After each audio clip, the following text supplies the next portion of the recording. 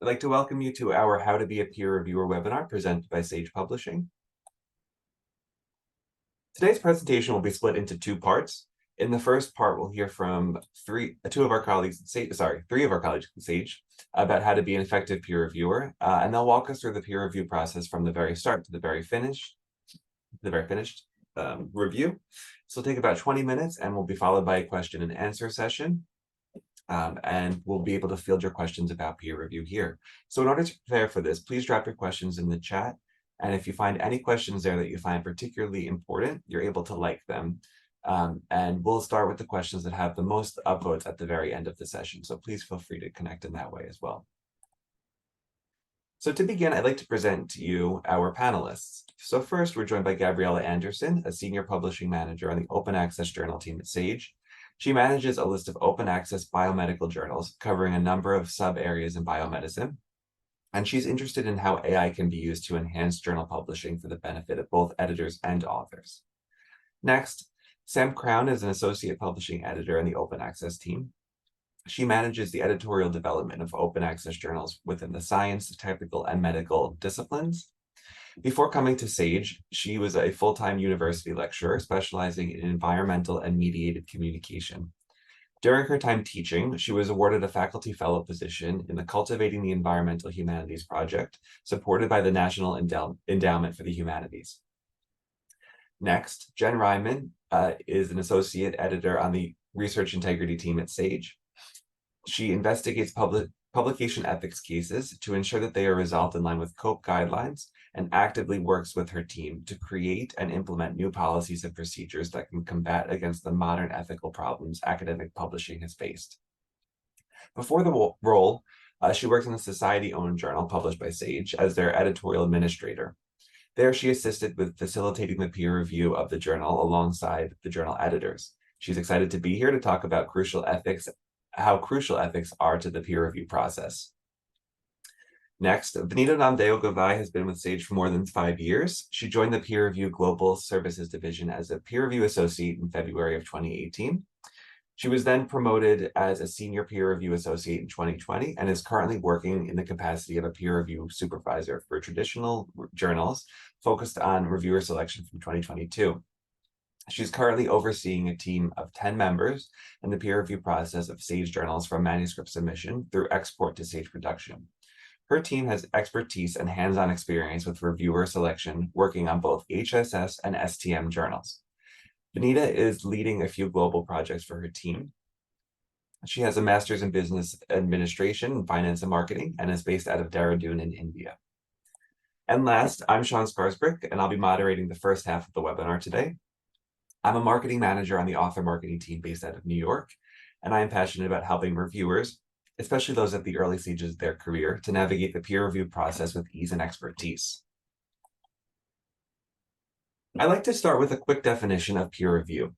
So peer review is a process where scientists or peers evaluate the quality of other scientists' work. By doing this, the goal is to ensure that the work is rigorous, coherent, it uses past research, and adds to what is already known. The process of peer review is an integral part of publishing one's research and absolutely essential to ensuring the quality of research published and added to the research record. Excuse me. And I'll be handing it over to Gabriella. Okay, thanks, Sean. Hi, everyone. So aside from the benefits the peer review process has for each publication, there are also significant benefits for the peer reviewer. The most significant is the service a peer reviewer provides to their respective field. And each time someone peer reviews, they are directly helping to improve the quality of the article, offering the author new insights into their research methods and results, and giving the opinions of fellow experts in the field that can provide support and further insight. It's also a way to keep up with new directions in the field and could be a gateway to an editor position. Additionally, there are benefits to reviewing and ways in which a reviewer can receive recognition. This includes recognition via Web of Science and ORCID, where a reviewer can keep a record of publications and show which journals they review for. Also, recognition can be shown with reviewer certificates and displayed as professional development experience on a CV or resume. Sage Publishing also offers some additional benefits to reviewers in recognition for their service. So these include a 25% discount on Sage books, and then free access to ebook products, and also free access to Sage hybrid journals for 60 days. More information on these benefits can be found at the reviewer rewards link, which is listed on this slide. Okay, so how does peer review work? So I'd like to spend a moment sharing with you what the overall peer review process looks like, and highlights the core role that peer reviewers have. So after a paper is submitted, it is checked for compliance with the journal guidelines, so the manuscript submission guidelines, or instructions for authors. So this will be things like correct formatting, declaration statements, things like that. And this will also be checked for the fit with the journal's aims and scope. If it passes these checks, it is sent to peer reviewers. In most cases, peer reviewers are matched to a paper based on keywords that are provided in the paper. So these keywords are matched to keywords that the reviewer has provided if they've created a reviewer account in SageTrack or ScholarOne. And then the reviewers are invited to review, and once they accept the invitation, they will have access to the paper in their reviewer centre on SageTrack / ScholarOne, so they're the same things. Once reviewers have assessed the paper and prepared comments for the editor and authors, they then make a recommendation of revision or reject or accept to the editor in the system. The editor can then make a final decision based on the recommendations from all of the reviewers. So there are times, however, when it's best to decline an invitation to review. One of them is when the reviewer does not have the expertise to review the article. So this can happen if they've got matched with the wrong article, maybe because the journal didn't have the right keywords for them. If a journal suspects that this was the case, they should be notified about why an article was outside of the reviewer's expertise when the reviewer declines the invitation to review. So you can say, this is out of the scope of my expertise, you know, when you click the decline button. And also it's important to let the journal know if a reviewer is still working towards their degree in a particular field and is not yet ready or experienced enough to review articles in that field. Another time a reviewer might decline to review is when they do not have enough time and they cannot commit to a specific extension. However, if the reviewer has a specific extension that they could stick to, it's worth letting the editor know before declining. Lastly, you should decline to review if you have a personal conflict of interest with the research or the authors that would prevent you from delivering an impartial review. So examples of this include if you have some financial stake in the research, or you expect you may cite or reuse much of the content in the article in an upcoming publication, because it's of a very similar topic to your own research. It's also important to not simply reject an article because you know the content very well and you feel that you may have a conflict of interest. If you feel that there could be a potential conflict of interest, or you feel uncomfortable providing a review because you are too close to the topic, or you feel you may be tempted to use or cite the research in the article before it's published, then it's important to let the editor know. The editor will then decide how to best handle the situation. And this ties into the larger issue of reviewer ethics, which we're going to cover on the next slide. Hello, everyone. Yeah, as Gabriella said, we're going to talk about some good general ethical practices you should have as a reviewer. To start, many journals use double anonymized peer review. This means that the author does not know who the reviewers are, and the reviewers do not know who the authors are. This helps the journal ensure that the authors are not getting an unfair advantage or disadvantage because of who they are, and the reviewers are comfortable providing candid reviews. If you do learn of the author's identity when reviewing, please let the journal editor know about this. And you should also be very transparent about if you knowing the author's identity raises a particular conflict of interest. Another thing you should be looking out for as a reviewer is if you realize that you have some connection to the study that you are reviewing that could possibly impact the participant's privacy. This could be if you are involved in the clinical trial that you're reviewing or anything like that. If that's the case, you should recuse yourself as a reviewer. Some things to consider as a reviewer is that when you're reviewing, you're going to be looking at something that is unpublished. It's important to keep that content of the research confidential. The only exception that we would consider for this is if you're working on a collaborative review with a colleague, but that's something that you should make immediately clear when you're accepting the review. Lastly, discussing recommended reviewers. These generally aren't allowed by SAGE journals anymore. There's only a few exceptions in our journals regarding this. The reason we have created this new policy is to minimize the risk to SAGE, editors, and our society partners, and to protect our journals and our reputations. In cases where you are reviewing for a journal where they still use a recommended reviewer, there's only going to be one recommended reviewer allowed per paper. And an author recommendation should only be submitted for the journal's peer review site under the recommended reviewer step and not directly recommended to the editor.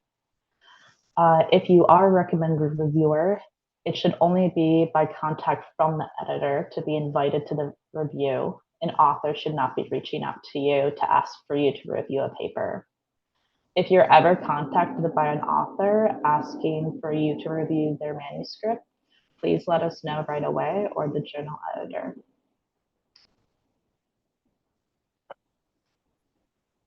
Hey everyone, we are going to now talk about really evaluation criteria and what we consider research done well.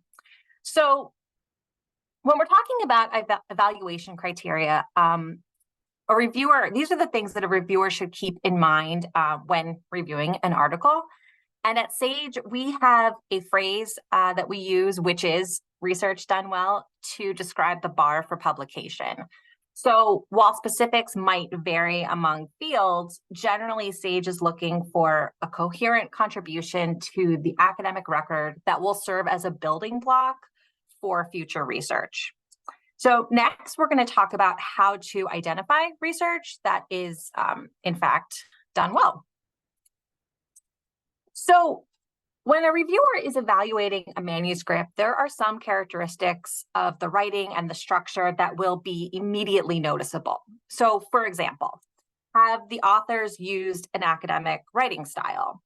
Have they written in a way that is appropriate for their field and yet also avoided discipline-specific jargon? So while the role of the reviewer is not to copy edit, general feedback on language quality is really valued. Conversely, the editor should know if the reviewer is having any trouble following the submission because it lacks cohesiveness. So what do I mean by that? Some examples of that could include the overall organization and the flow of the manuscript is just not cohesive, for lack of a better word. Whether or not there's a balanced use of tools such as transitions and parallel construction, and how clearly are things such as the research questions and findings stated. Are these clear? Are they understandable? Lastly, the journal does expect bias-free, inclusive language that is appropriate for a global audience.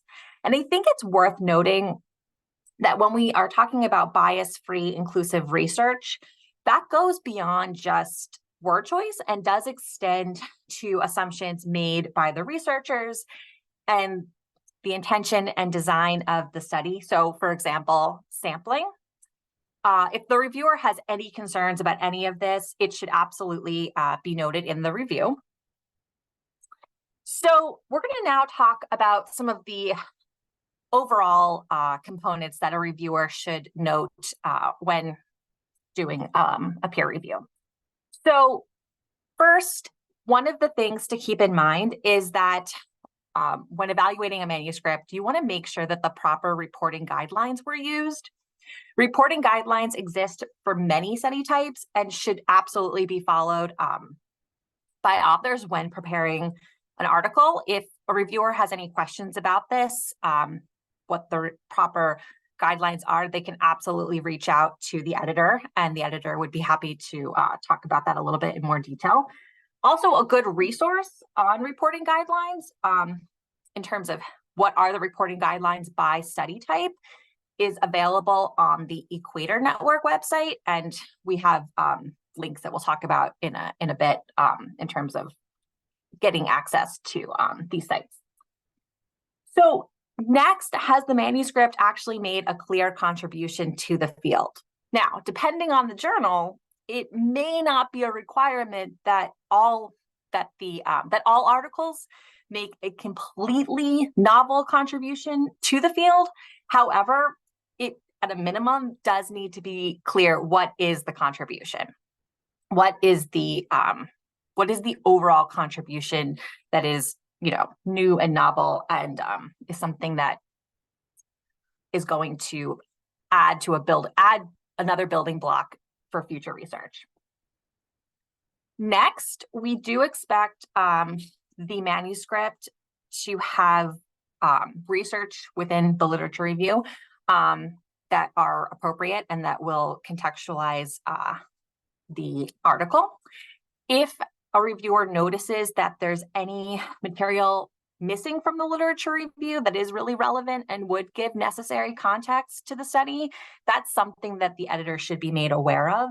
It's also a really good thing to keep in mind, considering global literature and expanding the horizons beyond the existing literature referenced in the manuscript. So considering things such as this can really sort of elevate the analysis and the discussion of the manuscript. Lastly, a common critique that an editor and a journal will really appreciate are any concerns regarding figure legends. A reviewer should be able to easily understand any figures. And if the reviewer has any trouble with that, the author should definitely be made aware of that so that corrections can be made. And I think we are going on to the next slide, which is ethics. And I believe Jen will be taking it from here. Thank you. Earlier, we spoke about reviewer ethics and about good practices as a reviewer, but this slide is going to be talking about how you are going to assess the manuscript as a reviewer to see if it's compliant with ethical guidelines. So you should always feel free to ask the author questions surrounding the ethics of the study. And if there are some serious concerns that you have about the study, you should be letting the journal editor know about that. Some things to specifically look out for is you should be looking for details on how informed consent was obtained and who gave ethical approval. If those aren't there, please feel free to ask the author about that so they can submit that in their revisions. If you have concerns about the privacy of the study participants, such as there are too many details about the participants where you could possibly identify them, or if there's a case report that seems like there's a little bit too much personal health information. You should please let the journal know about this. This is especially important for our journals who have open access or are online, just because of this wider distribution that article can possibly end up being. And then lastly, another thing about the ethics of a manuscript is seeing if there are any indicators of data or image manipulation. For example, if a p-value looks too perfect, if a figure has some unexplained anomalies in the results, you should be raising those queries to the journal editor. There are also some concerns you may have about the materials used in the study. For example, if you see that there is possibly contaminated cell lines, or the results just seem too good to be true. It's never too bold to ask about these questions, because we want to see and stop these issues before anything goes to publication.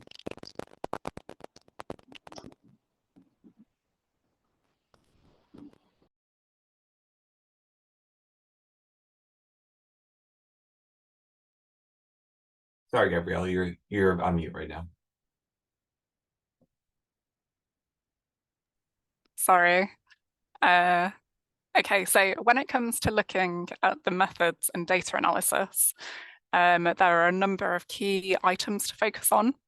The first is any flaws in the study design. Are there any clear concerns with the way in which the study was conducted? Is the study design consistent with similar studies in the field? Do the results and conclusion seem appropriate given the kind of study conducted? Is the materials and methods section descriptive enough so that the study could be reproduced? Are the statistical techniques relevant to the study? Are they standard? Are they the standard for that kind of study? Are the materials and methods used for the study appropriate for the research question being addressed?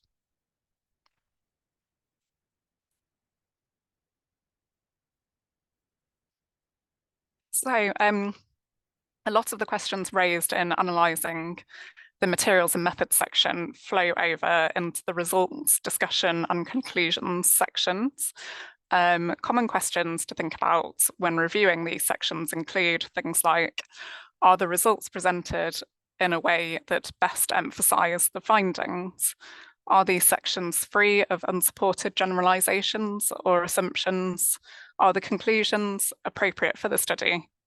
And are there appropriate limitations and directions for future research? Lastly, it's also a very good idea to consider big picture questions. So did the study accomplish what it set out to do? Did the authors follow their original hypothesis? Did they follow their own methods? And does this follow through to the stated conclusions? And it's also good to remember that not all studies yield positive results. They may have null or negative results. So we advise you to not recommend to reject a paper because it didn't have positive results. As you can see, there are a lot of things to think about when reviewing an article. By breaking down a review into sections that match the structure of the paper, a reviewer can thoroughly check all parts of the article and provide thorough feedback for authors. So elements of a good reviewer report include a turnaround time that is timely, good assessment of the quality of the science data and images, a report that's written so that it is easy to read and understand, substantial comments presented in a logical order, a review that provides an overview of the paper's suitability for publication, specifying edits that are needed, and a review that highlights strong points alongside weaker points in the manuscript. If a manuscript is great and looks ready to be accepted, don't just say that in the reviewer report. It's a good idea to include the reasons why the manuscript is good, as this will help the editor focus on what it is about the methods, results, or conclusions that are good, and what it is about the overall quality of the manuscript that makes it good to accept.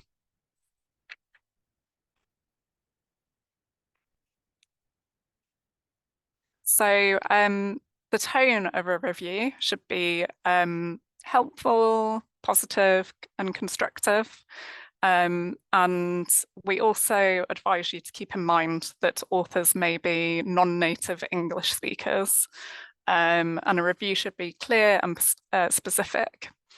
Avoid using strong punctuation like exclamation points or words in all capitals that don't need to be, as this could make the review appear aggressive or intense. And it's also a good idea to bear in mind that review comments are seen by both editors and authors, so be mindful of word choice and phrasing. To be invited again by an editor, writing a well thought out review goes a long way. Comments to authors can be organised as major and minor comments. So major comments could be suggestions or questions for the authors that will require additional experiments or a significant amount of rewriting. Minor comments are generally simple questions or suggestions that can be addressed quickly. So please keep in mind the question of whether or not the manuscript is readable and is something that can be later be fixed with copy editing. There's also the option to send separate comments to the editor. So take advantage of these separate comments to the editor to give more candid or high-level feedback. For example, comments around the scope or the appropriateness of study questions. And you may also be tempted to make judgment on the scope of the journal, but this is actually at the discretion of the editor. So please keep this in mind. This type of comment is more appropriate for the editor, not the authors. So things that should be avoided in a review are things like a lack of details, no justification of decision recommendation, a recommendation that doesn't match the comments, descriptive with no evaluation of the content, asking authors to cite the reviewer's paper with no justification, and a negative or aggressive tone.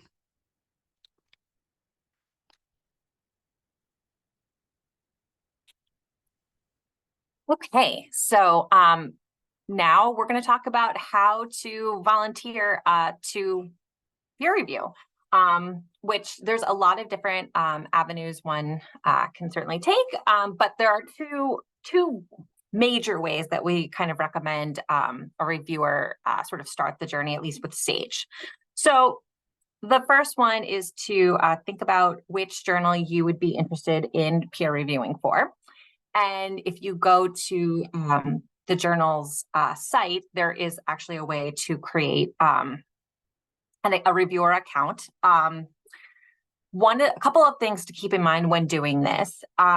When you're creating an account to review for a journal, make sure that the email address that you include is one that is checked often. And we would also encourage, if there's a way to include an institutional email address, that would actually be preferred.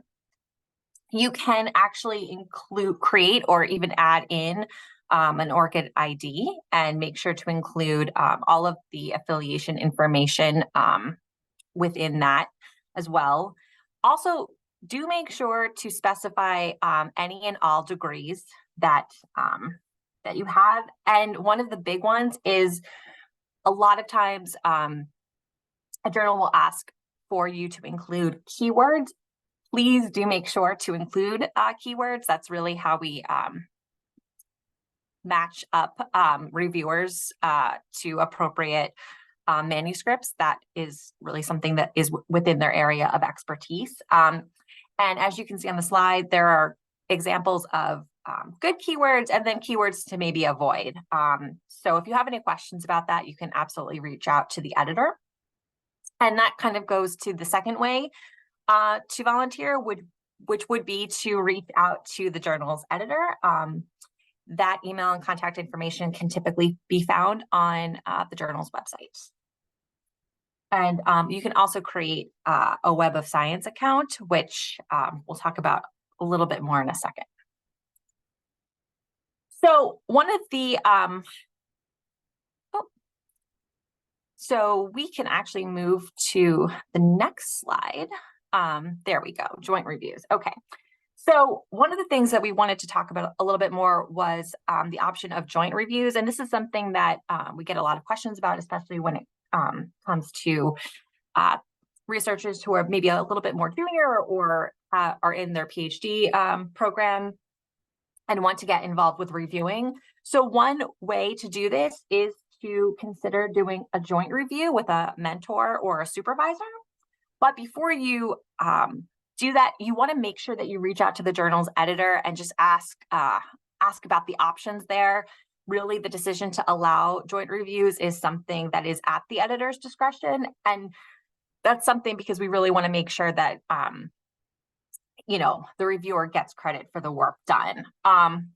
In some cases, we certainly have reviewers who may not have as much time as one would like to be able to review, but they want to work or collaborate someone. That again, let the editor know, and the editor can and will decide how to proceed in that situation. And again, that just goes back to we want to make sure that everybody is getting credit for the work they put into reviewing. We know it takes a bit of time. Okay, so how do we actually conduct a peer review? Obviously, we've talked about that, but there are a lot more resources that one can utilize if you go to the SAGE website. So we have how to review articles page, which includes a downloadable reviewer guide. We also have quite a few videos and additional sources that offer guidance on specific elements of peer review. And again, some of the things that we've talked about today, such as how to actually assess a manuscript. We also partner with Web of Science, and this is what I was alluding to earlier. So in that partnership with Web of Science, we actually really recommend their Web of Science Academy, which is linked to on the Reviewer Gateway. And what the Academy is it's a free of charge formal training course providing researchers with skills, connections, and experience required to become an expert peer reviewer. There's learning modules, there's a lot of practical there's recommendations in terms of practical experience writing reviews, there's feedback on reviews, and there's even a certificate and badge once the course is completed, which is certainly something that is helpful when you're reaching out to editors to express interest in becoming a peer reviewer for their journal. So a couple additional resources I wanted just to make sure that we mentioned. Again, all of these can be found on the SAGE Reviewer Gateway. We also have a peer review ethics video, which talks more in depth about ethics and reviewer responsibilities. We also have information relating to the Committee of Publication Ethics, or COPE. Their website is a wonderful resource to find out more information on best practices for peer reviewing. They also have what they call the COPE Ethical Guidelines, which is a great way to sort of get more information. It has a lot of, it answers a lot of questions that people have when they're peer reviewing. And also, lastly, one other thing to consider is you can actually access or see examples of peer reviews that have been done through open peer review journals and preprint peer review comments. And so To find out more about that, again, Sage Reviewer Gateway is a great starting point for that.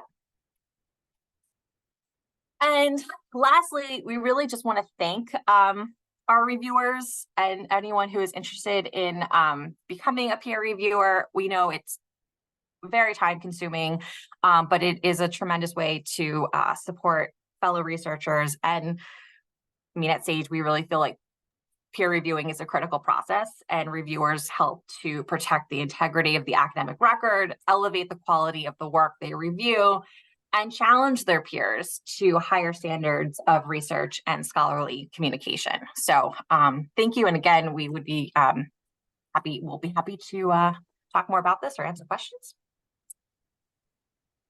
Thank you, Sam. And thank you, Gabriella and Jen, for your presentation today. So before we move on to the Q&A portion of today, I wanted to flag that at Sage, again, we have a dedicated gateway that houses all of our peer review resources. So if you have any questions on where to begin, please do start there and think about what you could get out of the gateway. So now I'll pass this over to Vanita to begin the Q&A portion of the webinar. But just to flag as well, please do drop your questions in the Q&A function. If you see any that you really like, do like them, and we can start off with those as well. So Vanita, now over to you. Thanks, Sean. Okay, thank you everyone for your questions. So we will be picking up a few of them, starting with what are requirements to become a reviewer? Are these specified by journals?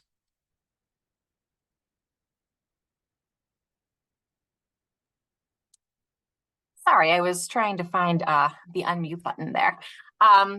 So yes, I would absolutely encourage anyone who is interested in becoming a peer reviewer to look at the individual journal pages and even to reach out to the editor.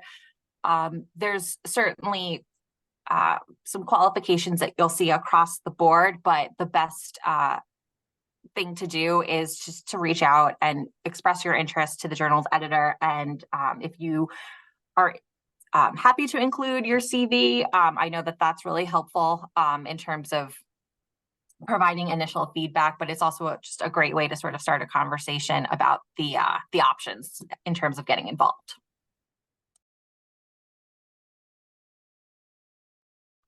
Thanks, Sam. So another question we have is on how can reviewers interpret expertise in a field or subject area? Is there a way to understand or gauge this as invitations are received?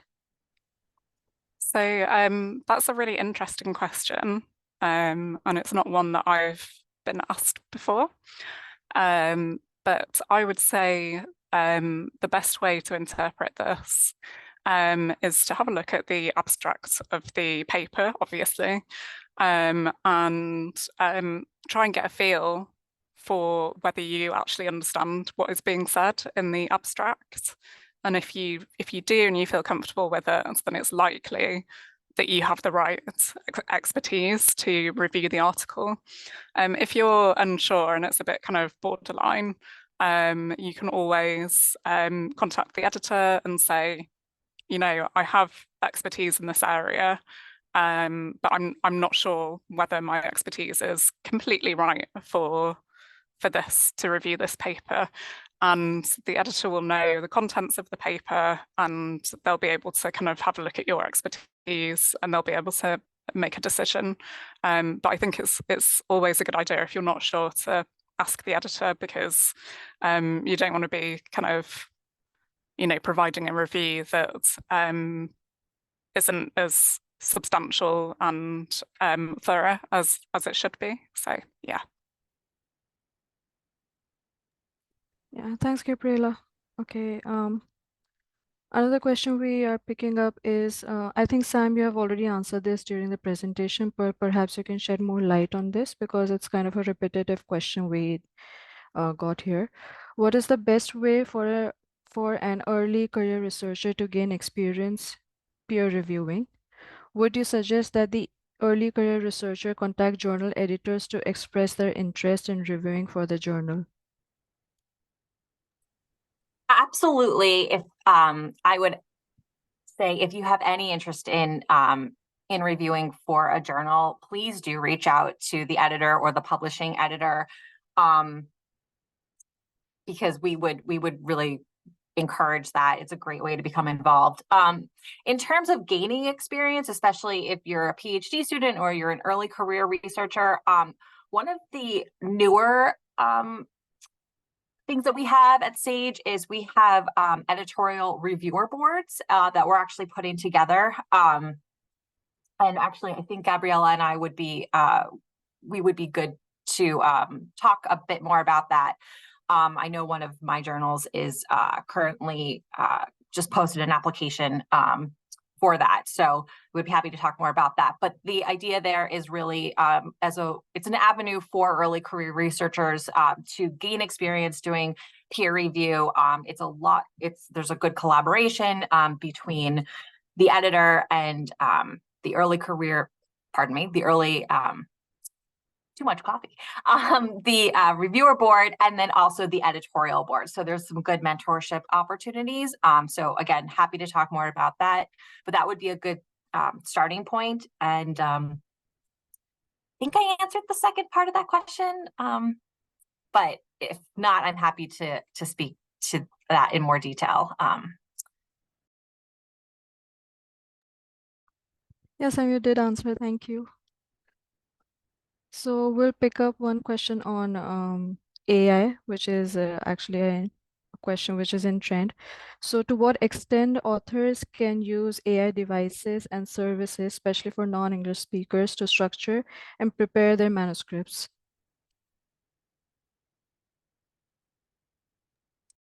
Okay, so this is a really important topic and very timely, and it's something that we've been discussing a lot at Sage because of the obvious implications.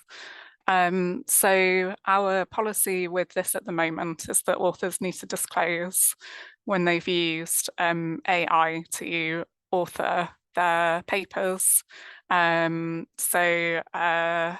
it needs to be acknowledged somewhere in the paper.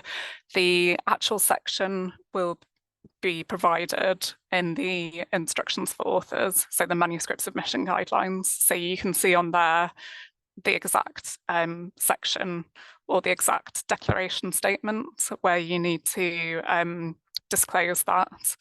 And in terms of using AI for reviews, it's exactly the same thing. You need to disclose when you've used that in a review. So for example, if you're a non-native speaker and you want to kind of write your review in a kind of a clearer way, and you use AI for that, then you need to disclose that as well. I think also possibly Jen might have some more information on this as well.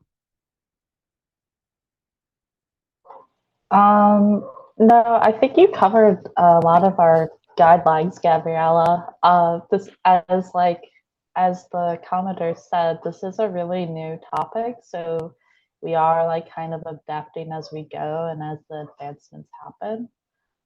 So I would say that if you are using AI in your submission, as Gabriella said, you should always be disclosing it because the journals are probably going to have like individual stances about as like new progressions and developments of AI come along. So just like transparency is key when it comes to AI.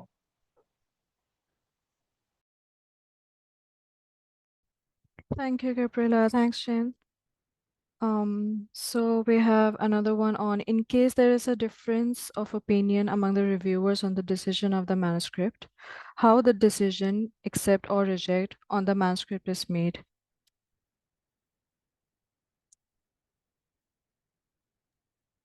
That is really something that the journal's editor is going to decide and communicate that to the author. So at this point, it's once the peer reviews are provided, then the journal editor will look at the peer review and the assessment and take all of that into consideration in making the recommendation.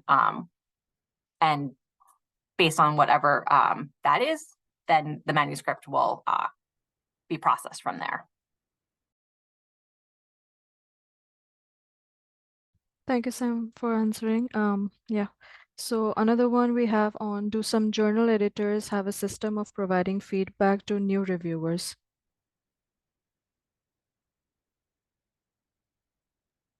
I can take that again.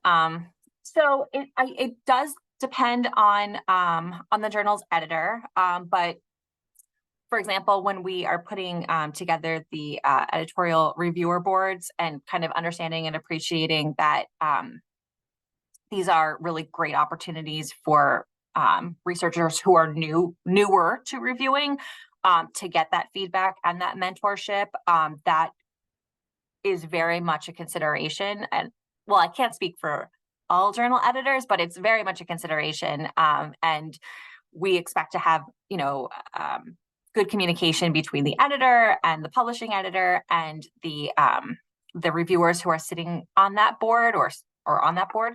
And also, I would say too, if you are a newer reviewer, or really at any point within your career as a reviewer, if getting feedback on your review that you're providing is something that would be helpful to you, then please, please, please do reach out to the journal's editor. That is something that I think would be absolutely fantastic. And I know a lot of the editors that I work with would be really, really happy to provide feedback or suggestions or anything along those lines.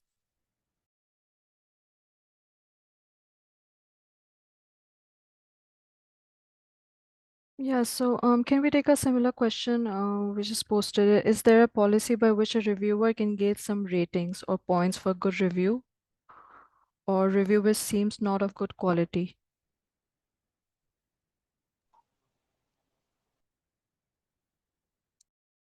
So I believe that this is something that is provided on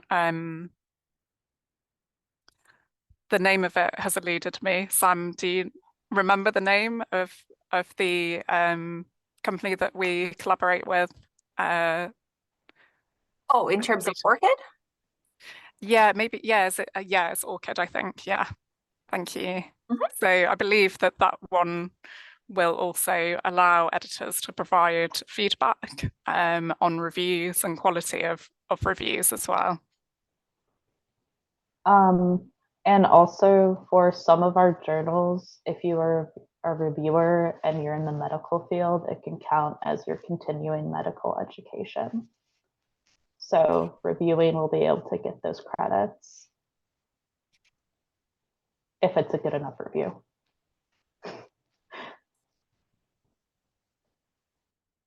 Yeah, that's a really good point. Thanks, John. Yeah, thank you, everyone. Yeah, over to you, Sean, now. Thank you, Vanita, and thank you very much to everybody who posed questions today during the chat. We appreciate all of your feedback and all of your thoughts during the webinar, and we hope that we were able to respond to as many of them as possible. So I'm just flagging that after this webinar today, I will share with all of the attendees a copy of the slides, the certificate of attendance. And all of these webinars will be hosted on our gateway. So you're able to go back and view any of the previous recordings that have gone on. And also wanted to flag some upcoming webinars that are happening. So for the How to Do Research and Get Published webinar series, which is a different series we run at Sage, we have 2 left in 2023. The first one will be how to perform a literature review to optimize your research paper. And that is happening next Wednesday, November 15th. And on December 6th, we're running a webinar called How to Create a Research Agenda and Develop a Personal Academic Brand. So if that's something you're interested in, please do check that out, and I will share links with that after the fact. In addition, at the end of November, we're hosting a new type of webinar. It's called Editors in Action, Lightning Talks on Improving DEI in Academic Journals. And this webinar will specifically be targeting academic journal editors to help them learn about DEI practices. We'll have lightning talks from editors who work with Sage Journals, talking about how they've implemented it across their journals with the hope that other editors will take that in mind. So if you're not a journal editor, but you're a reviewer or an author and want to learn more about how DEI is utilized in practice, please do check that out as well. So I wanted to say a huge thank you to Samantha, Gabriella, and Jen for joining us today as speakers, and then Benita for leading us through the Q&A portion of today. Overall, we hope that we answered your questions, and we hope to see you in a future webinar at Sage. So thank you very much for joining, and hope to see you soon.